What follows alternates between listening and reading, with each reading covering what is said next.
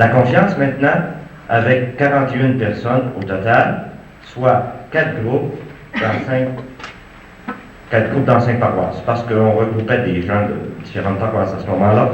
25 personnes ont suivi la disponibilité dans 3 groupes et dans 3 paroisses, bien entendu. Une particularité, avant de passer à l'engagement de la zone ici, j'en suis vraiment fier, c'est qu'il y a beaucoup de couples qui sont engagés, tant comme animateurs que comme participants. Donc, on a encore un thème, soit celui de l'engagement, qui a été suivi par un groupe, qui ont suivi vraiment toute la démarche. Et en terminant, là, j'aurai justement à vous présenter des personnes qui ont suivi toute cette démarche-là. Par contre, j'aimerais lancer un message aussi. Il y a des animateurs qui sont en chômage. Ce qui veut dire qu'il revient, je pense bien, à tous ceux qui sont engagés en pastoral, le soin de faire toute la publicité. J'espère avoir été assez éloquent. Sarah n'était pas là, mais voyons donc, Marie-France l'a été tout à l'heure. Pour faire cette publicité auprès des jeunes couples qui ont des enfants de 2 à 12 ans, pour donner du travail, enfin, à ces bénévoles, mais qui sont prêts à fournir de leur temps, encore une fois, pour rendre accessible à tous cette coéducation de l'enfant et ses parents.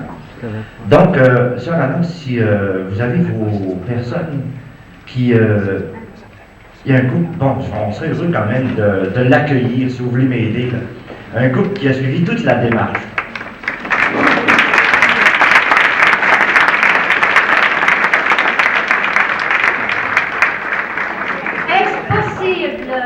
Qu'une femme qui a cru en Jésus-Christ, parce qu'elle a construit un cours pour son professeur, a été capable de faire jaillir des étincelles. 525 personnes ont suivi de tel accueil. Bravo! Puis bravo à tous les groupes, à cette neuf et à ce professeur.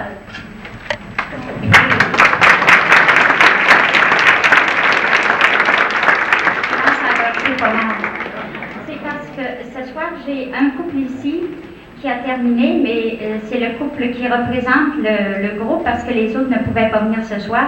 C'est Monique et Alain Ménard de Robertval.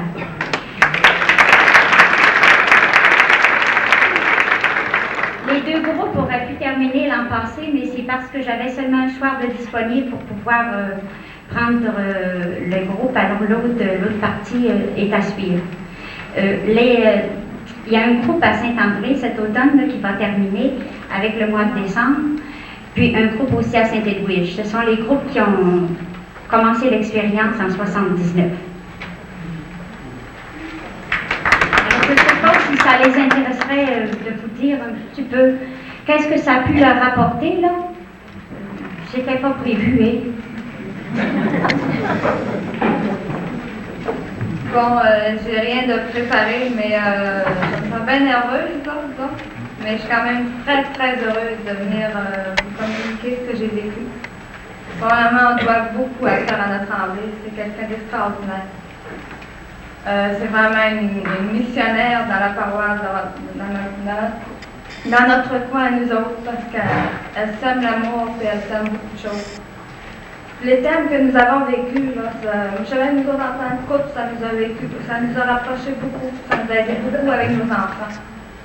Puis on est pas mal plus près de nos enfants, plus près du Christ. Le Christ fait vraiment partie de notre vie, puis je pense que c'est la parole de Dieu aussi avec qui on a pris contact. Puis maintenant, ça fait partie du quotidien. La Bible qui était peut-être rangée dans un tiroir avant, là, maintenant, elle fait partie du quotidien, dans nos prières du soir. Et nous sommes vraiment heureux. Franchement, moi, je suis restée un peu à l'émerveillement. Je suis encore émerveillée. Même à l'émerveillement, je suis tellement émerveillée qu'on a décidé d'avoir un 4e enfant.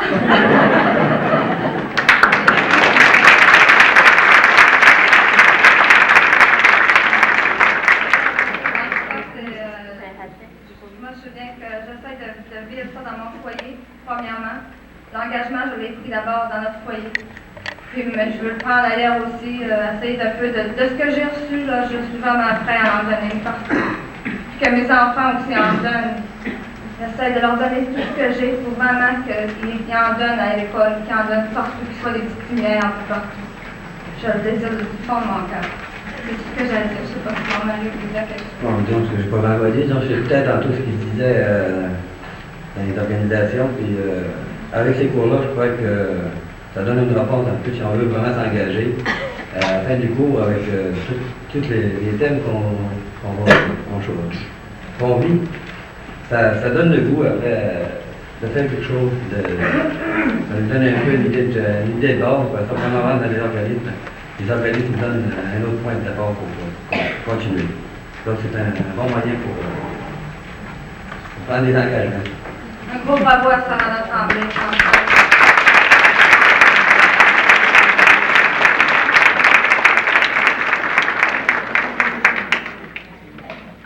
Jésus-Christ, nous l'avons un peu ici ce soir. Nous avons son représentant, Monseigneur Couture. Donc, je voudrais que ceux qui ont suivi, qui donnent les cours de catéchèse, les animateurs qui sont ici présents, j'aimerais que vous veniez faire la ronde avec Monseigneur Couture. Il est fatigué d'être assis, et nous autres aussi. Alors, nous sommes tous ici, nous sommes tous des agents pastoraux. Mais les animateurs, les couples, il y a 5 couples qui donnent des rencontres de catéchèse aux parents. Dans la zone, c'est merveilleux, c'est extraordinaire. Venez, s'il vous plaît, monsieur, tous les animateurs, venez, couples, religieuses, 5 religieuses. J'aimerais que vous vous présentiez à Monseigneur Couture. Ici, Madame Jean-Paul Labbé, son mari qui est ici. Il y a un animateur à Saint-Étoile.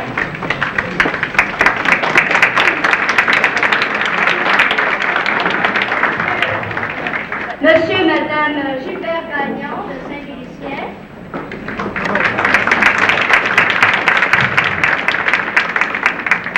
Normand Dallaire, de la Dorée. Monique Fresnel, Normandais.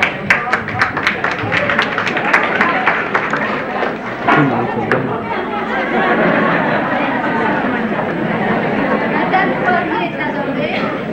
Micheline Mac de la Dorée. Colette la Montagne de Saint-Brive. Sœur Alice Tremblay de la Tonnerre, Sœur Marguerite Rose-Simard Girardville, Jeanne et son mari qui est absent à Saint-Edmond,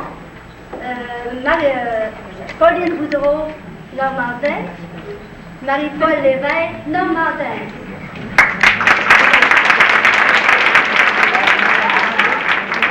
On se prend par la main et on chante approche ta main. Moi je prends approche ta main de la chambre.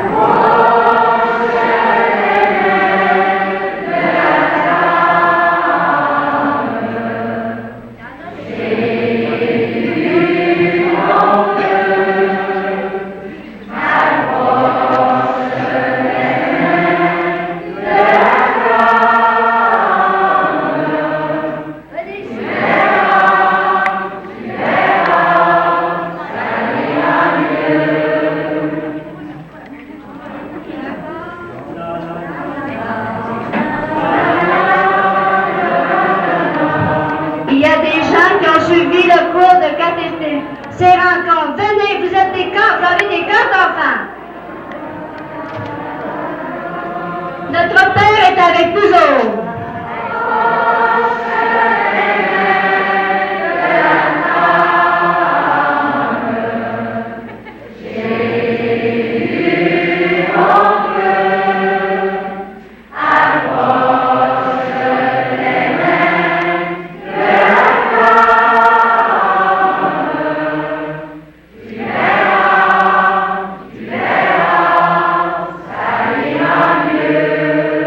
Merci beaucoup.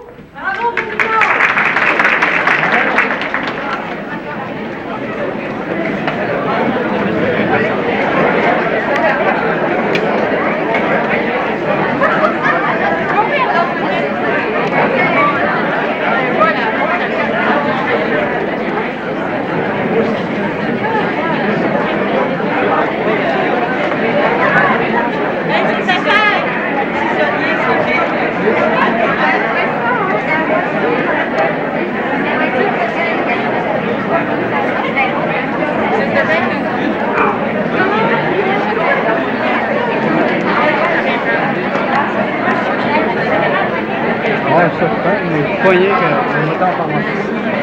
Ouais, Oh, merci beaucoup, c'est vraiment formidable. Vous voyez la combi avec le Christ, on est heureux, ça paraît dans leur visage. J'espère que ça doit paraître un peu dans le mien parce que je les ai suivis aussi. il faudrait un œil de même. Ah, là, Et maintenant, nous allons en passer encore un. Si le café est prêt, on pourra peut-être prendre le café après. Ça nous reposera un peu, hein, ça vient fatiguer un peu. On va en passer encore un ou deux, là. Maintenant, on s'est rendu à la pastorale sociale. Roselyne Baudouin, secrétaire de la zone, peut bien nous jaser un peu sur le travail et la difficulté de la pastorale sociale dans notre zone. Roselyne, s'il vous plaît.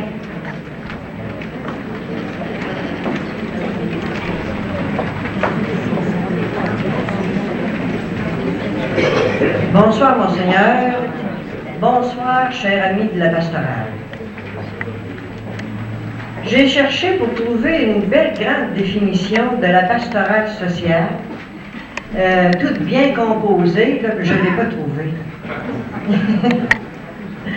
Donc, je vais vous dire, moi, comment est-ce que je la vois, la pastorale sociale.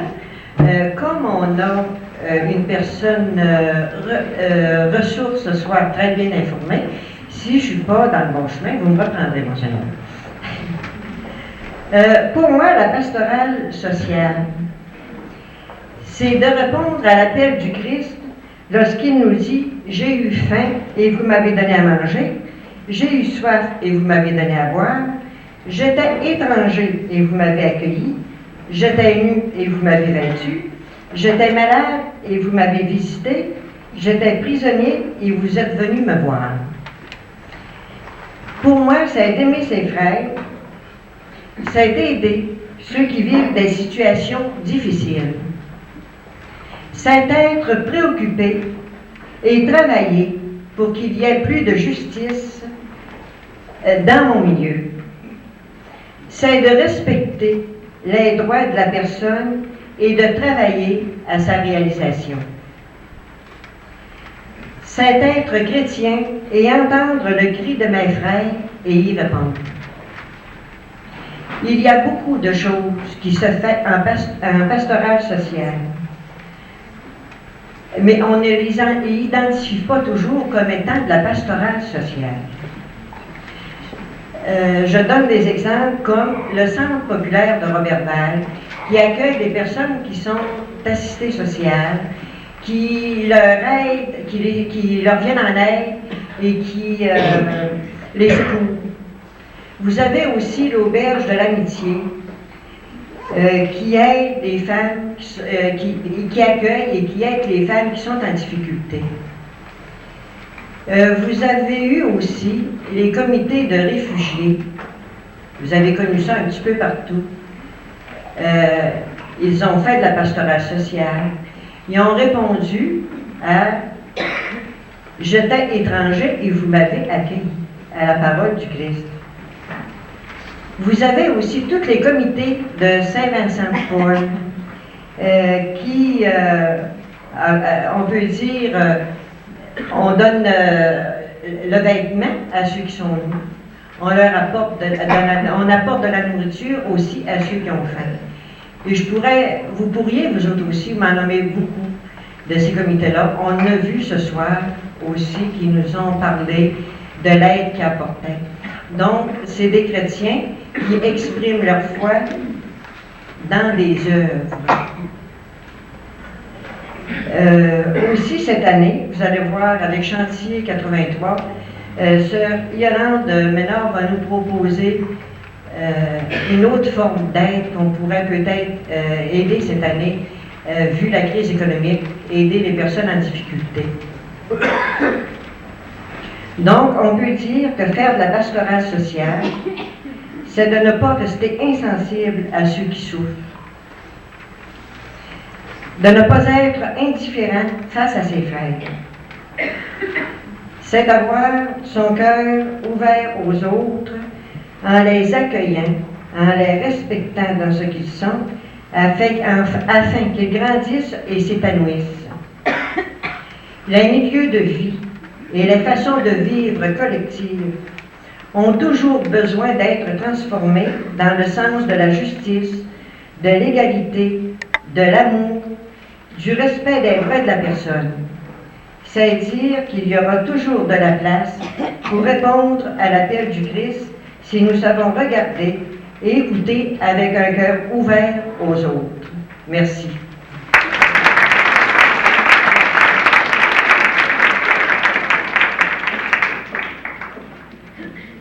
Merci beaucoup, Roselyne.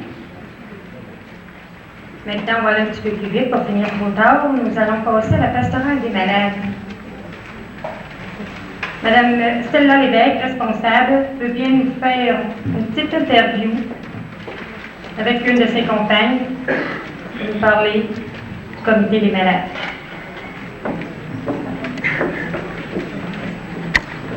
Bonsoir, monseigneur. Bonsoir à vous tous.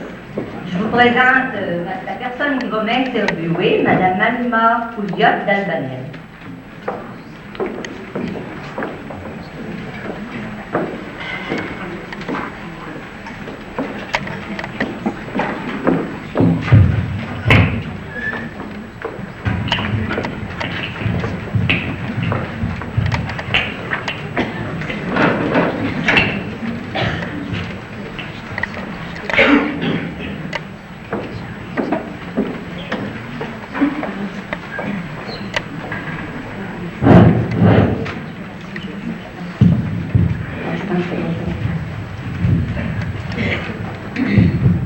Pourquoi y a-t-il dans la zone ouest une pastorale des malades? Pour sensibiliser chacune des paroisses à cette préoccupation, parce que cette partie du peuple chrétien est la plus chère au cœur du Christ, qui nous dit « J'étais malade et vous m'avez visité ». Alors, chacun doit faire quelque chose pour eux. Où sont vos malades? Nos grands malades sont dans les hôpitaux spécialisés. Les autres sont au centre hospitalier de Dolbeau, Hôtel-Dieu de Roberval et au centre psychiatrique de Roberval. Il y a aussi les malades à domicile. Il y en a aussi dans les foyers de personnes âgées. Et vos personnes âgées, où sont-elles?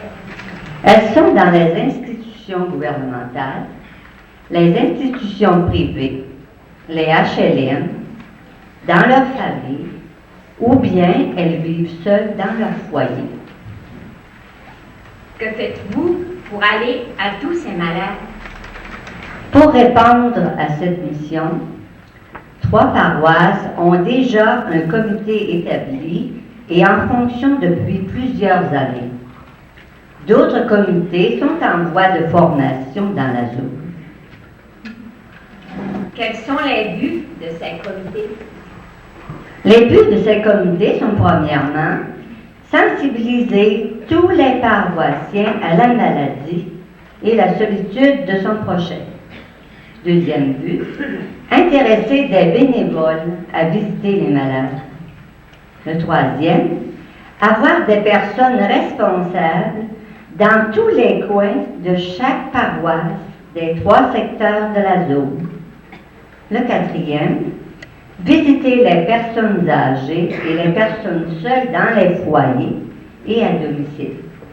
Le cinquième, apporter un peu de bonheur à ces personnes et leur apporter la communion s'ils la désirent. Le sixième but, accompagner le prêtre à l'onction des malades. Le septième, organiser des visites dans les hôpitaux. Dans la zone, à plusieurs endroits, il y a des équipes organisées pour faire des visites dans les hôpitaux. Avez-vous atteint ces buts dans la zone? Au niveau de la zone, je ne peux pas dire que c'est atteint partout. Dans certaines paroisses, d'après les rapports reçus, les résultats sont bien positifs. Nous nous sommes confiés nos trucs de bonheur à distribuer, mais ici, je ne peux entrer dans les détails. J'entends parler qu'il existe dans certaines paroisses la journée des malades où se donne le sacrement des malades. Pouvez-vous en parler? C'est un dimanche dans l'année, choisi par le Comité des malades, pour inviter la communauté chrétienne à prier avec les malades, leur manifester notre attachement et notre amour. Préparation d'une messe spéciale à leur intention, avec homélie, au cours de laquelle se donne le sacrement des malades. Plusieurs prêtres aident à donner l'onction à cette cérémonie qui se déroule à l'église. Comment s'y prendre pour former un comité des malades dans une paroisse? Dans un secteur, on peut aller demander des renseignements dans une paroisse où le comité est déjà en fonction. Nous pouvons nous aider les uns les autres, n'est-ce pas? Avez-vous des préoccupations? Oui, comme tous les autres, nous avons nos petites préoccupations. La formation des bénévoles, la motivation à cette mission. Il nous manque aussi un peu d'argent pour réaliser nos petits projets. Voilà en résumé le reflet de la pastorale des malades au niveau de la zone ouest du lac. Merci.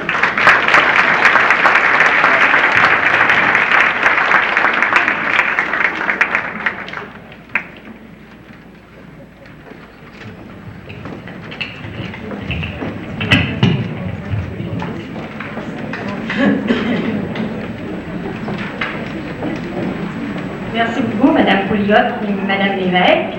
On a très bien compris, je vous assure, que le message va passer. Maintenant, nous sommes rendus à chantier 83. On est quasiment rendus à 83. Sœur Yolande Ménard peut bien nous dévoiler son secret de chantier 83. Ce qu'elle projette pour notre zone. On t'écoute, Yolande, si tu veux avancer, s'il vous plaît.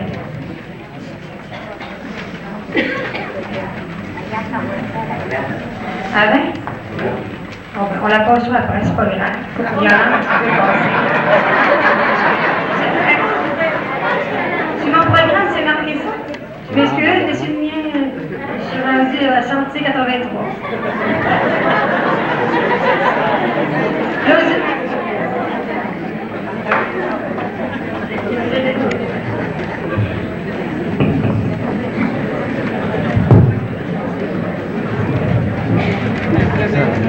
Madame Yolande, sœur Yolande Ménard, Madame Armand Bolduc. Bonsoir tout le monde.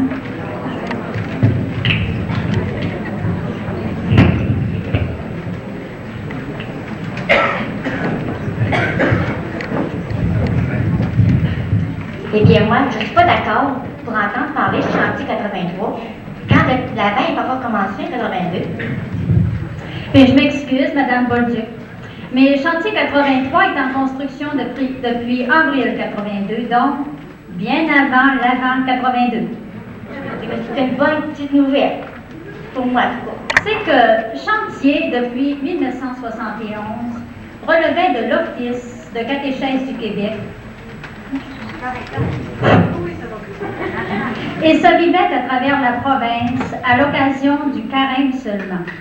Mais en avril 82, l'Assemblée des évêques du Québec confie la poursuite de cette opération à chaque diocèse qui veut bien mettre dans ses priorités d'amener les chrétiens à vivre la dimension sociale de leur foi. Cette responsabilité revient donc maintenant à l'Office diocésain de l'éducation, en l'occurrence au frère Jean-René Dubé, de concert avec l'Office de pastoral social, représenté par l'abbé Georges Tremblay et par Mme Évelyne Bouchard. De plus, Chantier 83, à cause de l'importance du thème, se vit tout au long de l'année 82-83. Avec les responsables diocésains, les répondants de zone ont déjà tenu 2 réunions en juin et en août dernier. Puis, qu'est-ce que ça a donné, ces 2 réunions-là? Ça a donné que ce soir, j'ai le plaisir de m'adresser à cette assemblée. Oui, chers amis de chantier, je suis en mesure ce soir de vous faire savoir que le thème du prochain chantier, c'est « Les chrétiens dans la crise économique ».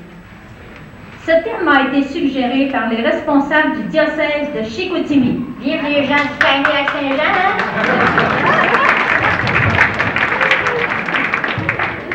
Au moment où je vous parle, les représentants des 7 diocèses qui ont adopté ce terme sont réunis à Montréal pour 2 journées d'études.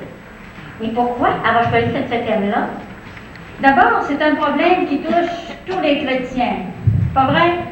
Qu'on se lève là dans la salle s'il y en a qui ne sont pas touchés par la crise économique. Qu'on se lève. J'en vois pas. Ensuite, c'est vraiment un suivi à la 27e journée d'études de pastorale d'ensemble qui a été tenue à Chicoutimi en juin dernier. Il y en a qui reconnaissent ce document pour l'avoir reçu, l'avoir lu, puis l'avoir rédigé aussi. Alors, il y a déjà beaucoup de chrétiens qui sont sensibilisés à ce thème. Enfin, une 3e raison, donc, c'est un thème qui va sûrement dans le sens des priorités de Monseigneur Jean-Guy Couture, à savoir habiliter les laïcs à une présence audacieuse et évangélique, là où se prennent des décisions importantes concernant la vie des citoyens. Moi, qu'est-ce que j'aurais à faire là-dedans? Tout seul, pas faire grand-chose. Bon, justement, faire chantier, c'est se mettre en équipe pour améliorer quelque chose dans le milieu, pour répondre à un besoin de chez nous, pour passer ensemble de la parole aux actes. Ce n'est pas nécessaire de réaliser un grand projet, mais si 8 ou 10 chrétiens d'un même village ou d'une même association se groupent pour apporter un remède à l'une ou l'autre des catégories de victimes touchées par la crise économique, il y aura beaucoup de gestes et il y aura plus d'espérance dans les cœurs. Et j'insiste sur la nécessité de passer à l'action, car je ne fais pas chantier si je n'agis pas et si je n'agis pas avec d'autres. Mais comment croyez-vous pouvoir former ces équipes-là? On a des questions, Hélène? Bien, ça demande des animateurs, c'est sûr. Mais c'est sûr également qu'il y a des chrétiens dans l'assistance, remarquez bien ce que je vais vous dire là, des chrétiens dans l'assistance qui auraient le goût de donner leur nom au CPP, de leur paroisse, pour animer un petit groupe, soit parmi les membres d'une association, soit avec de jeunes travailleurs, soit avec des assistés sociaux, soit avec des personnes âgées, soit avec des employeurs, des professionnels, soit avec des bûcherons ou des chômeurs, soit avec des mieux fortunés, et le reste. Est-ce que je pourrais avoir des exemples concrets? Bien, les projets doivent apporter un remède aux grandes causes de la crise économique que sont le chômage et l'inflation. J'ai sûrement à prendre en considération la préoccupation des évêques du Québec afin de créer de l'emploi pour les 15-30 ans. Autrement, c'est toute une génération porteuse d'espérance qui est sacrifiée. Alors, vous avez déjà reçu, plusieurs ont déjà reçu ce document avec la revue En Église. Alors, c'est une mine d'or qu'il y a là-dedans. Une mine d'or.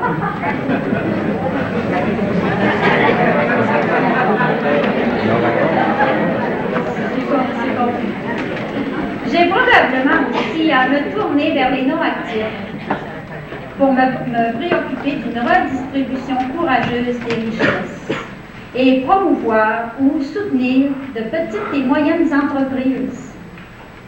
J'ai probablement à revaloriser l'existence des assistés sociaux, payés pour ne pas travailler, alors que tout homme a droit au travail.